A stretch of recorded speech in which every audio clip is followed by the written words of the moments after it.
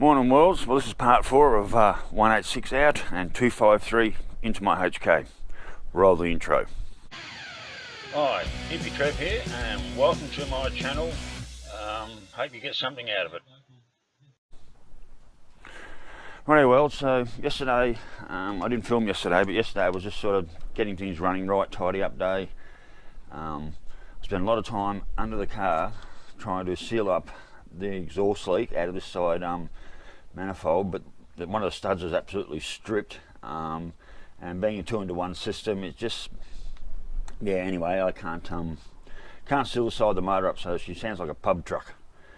Had a little bit of a mess with the carby, and I'm not happy with that, so first thing I'll do later today, I want to check fuel levels and things like that. I also need to get under the car and readjust all my selector on the Hurst shifter, because it's not selecting gears properly. And yesterday I had major overheating problems. There's a radiator that come with it.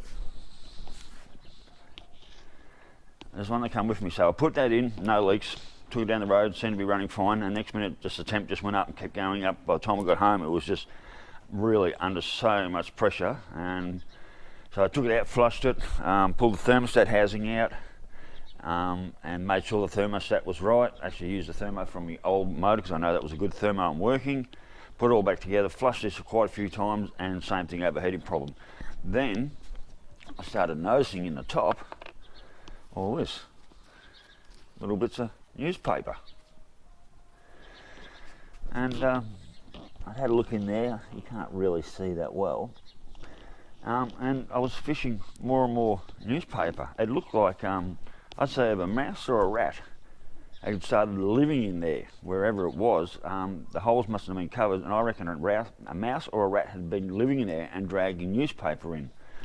So that's a nice 4-quart radio, but that one's going to have to go off to Bundaberg and be rotted. So top and bottom tank off and completely rotted to make usable. So lucky I had this other radiator I bought. It's more like out of a HZ or something, but it bolted straight in. It's very thin.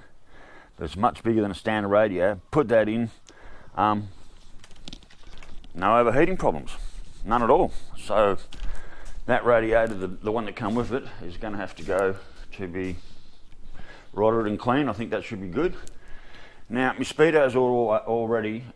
Now my speedo is reading 10 mile per hour out. So I've got all these little speedo cogs here, all different colours. So another job for today is pull the speedo cog out, count up the teeth, and try and work out. I think I have to go 1 or 2 teeth bigger to spin slower.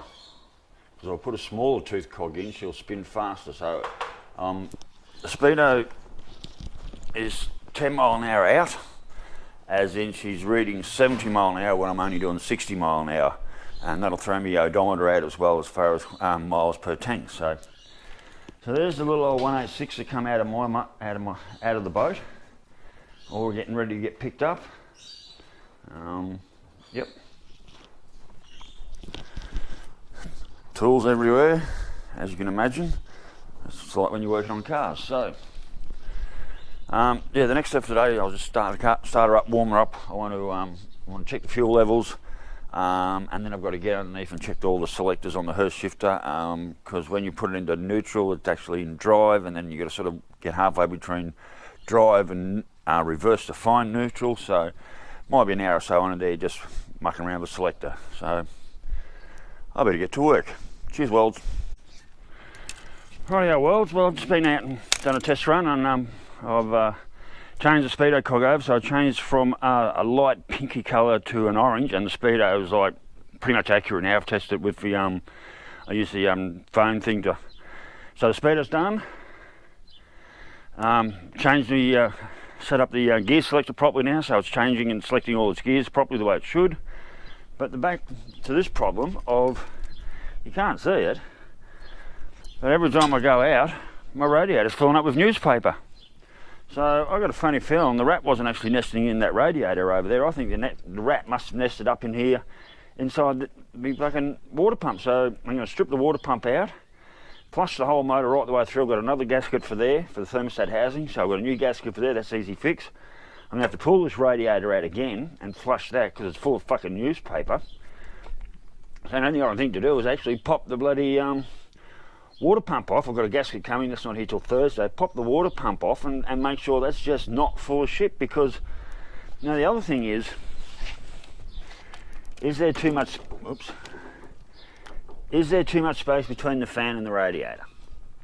Do I need to extend the fan forward, or do I need to, or maybe the shorter way out would get some spaces and bring the radiator back? I'm wondering if that fan is just too far away from the radiator to do an effective cooling. I've retuned the carby, it's not running too bad.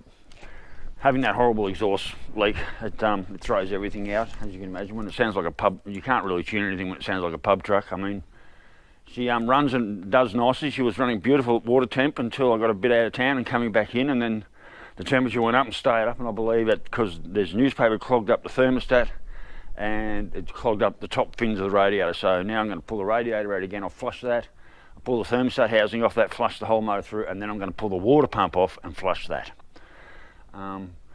Yeah, I reckon there's a rat living up in that motor somewhere, because it's full of newspaper, and then the only reason it's shredded newspaper, well, actually I'll show you, look. This is what I pulled out between the top of the two radiators in the last, well, since yesterday and today. This is all the newspaper I pulled out. Yeah, so I believe whoever I bought this motor off, or wherever this motor was sitting, that a rat or a mouse has got up into there and made its home inside the motor, because otherwise where else does all this paper come from? The radiator that I've got in there now was pretty much a brand new radiator that I bought off a guy who posted that up to me, and and now it's full of paper. So the paper's definitely come from the motor. It hasn't come, like this radiator probably was clean and good, and it's full of paper. It's going to have to go to the radiator shop and be completely rotted. It's just clogged up completely. So hopefully I haven't stuffed that radiator up as well. So yep, thermostat housing off, water pump off, and just do a real big flush on the motor. Alright, well it's end of another day and we're at part 4. So what I've done now is I stripped the holly down, I replaced the fuel pump, or the squirter in the bottom of the holly with out of a spare one, because when I pulled it down, that one, the one that was in here, wasn't working out well.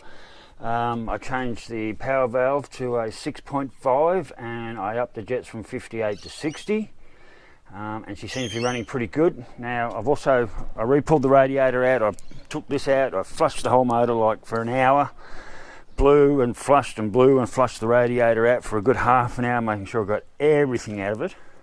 And also what you can see is I've added some spaces in here. So that puts the fan a lot closer to the radiator, and now I'm having absolutely no overheating troubles whatsoever. So none of that. The thermostat that come with this motor opened at 160. The thermostat I took out of the boat motor was a 180 opening. I decided to go with the 160 opening thermostat that come with this motor, and now she just runs at operating temp. As soon as I get into town and start slowing down, she does go up to about the 200, but once I get out in the open road, she does cool back down towards 180 and under at times. So at the moment, I don't believe I've got any overheating problems. I think moving the radiator forward to the fan has solved a lot of that by putting the spacers in. Seems to have fixed a lot of that problem. She starts and runs pretty good. Still noisy.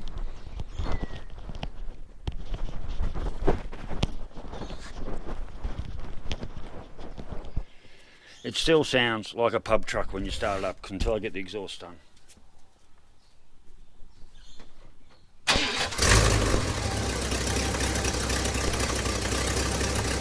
So that was a quick turn of the key, boom, starts, fires.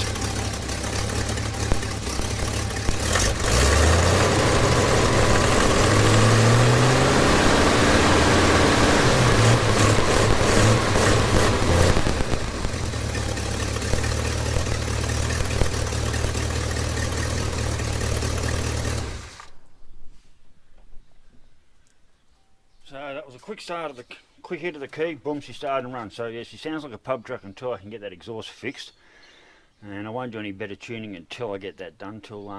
I'm going to keep the original manifolds. I'm just going to have stock standard manifolds.